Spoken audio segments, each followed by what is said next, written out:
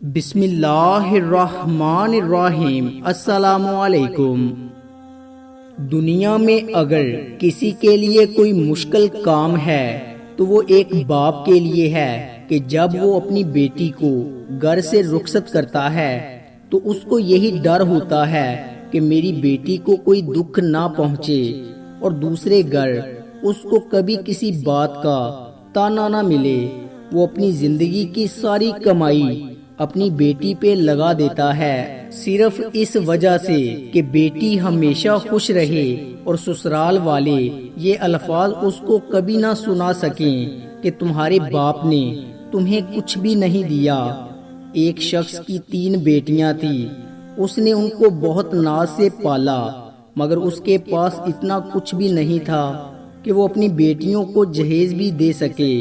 وہ جیسے جیسے جوان ہوتی گئیں، باپ کی پریشانی بڑھتی گئی۔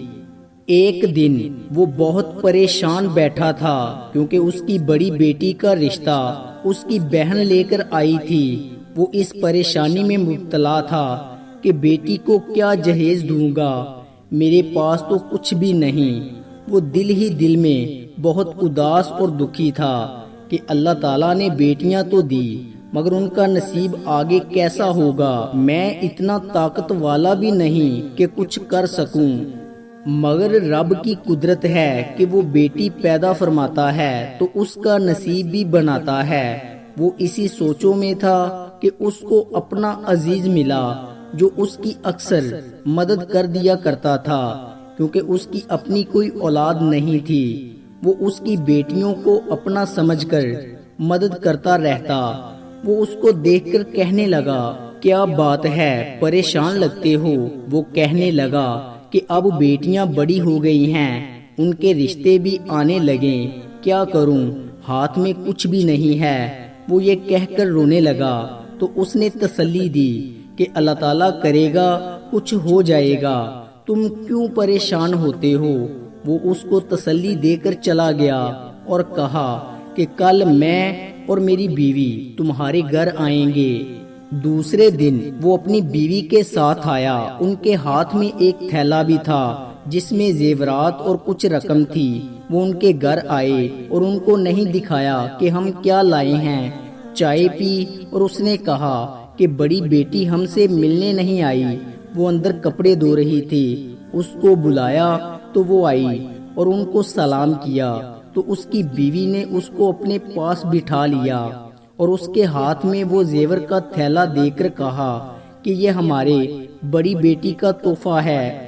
اس کا باپ دیکھ کر کچھ حیران بھی تھا اور پریشان بھی کہ ہمیں دکھایا بھی نہیں اور بڑی بیٹی کے ہاتھ میں دے دیا۔ بیٹی نے جب کھول کر دیکھا تو اس میں زیور اور کچھ رقم تھی۔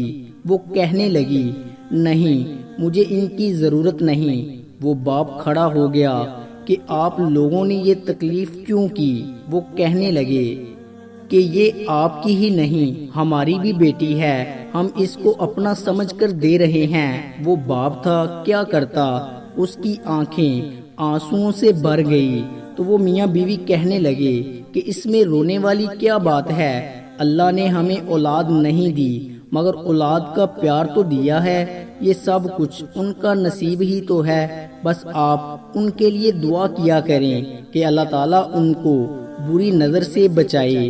وہ اس کو احسان مند تھا کہ آپ لوگوں نے جو کچھ میرے لیے کیا، میں ساری زندگی آپ کا قرض نہیں اتار سکتا۔ کبھی بھی بیٹی کے پیدا ہونے پہ ناراضگی کا اظہار مت کرو، کیونکہ ان کا نصیب تم نہیں بلکہ اللہ تعالیٰ خود بناتا ہے اور وہ سب سے بہترین نصیب بنانے والا مہربان ہے۔ حضرت علی رضی اللہ تعالیٰ عنہ نے ارشاد فرمایا کہ بیٹیوں کی اچھے سے تربیت کرو اور جب وہ جوان ہو جائیں تو عزت سے ان کو رخصت کر دو، اور جب کسی بیٹی کو گھر سے رخصت کر دو تو اس کے جانے کے بعد اللہ کے حضور 2 نفل ادا کرو اور ایک سورت لازمی پڑھ کر اللہ تعالیٰ کا شکر ادا کرو، اور وہ سورت الرحمن ہے جس کو پڑھنے سے اللہ تعالیٰ ہر قسم کی مصیبتوں سے گھر کو پاک رکھتا ہے۔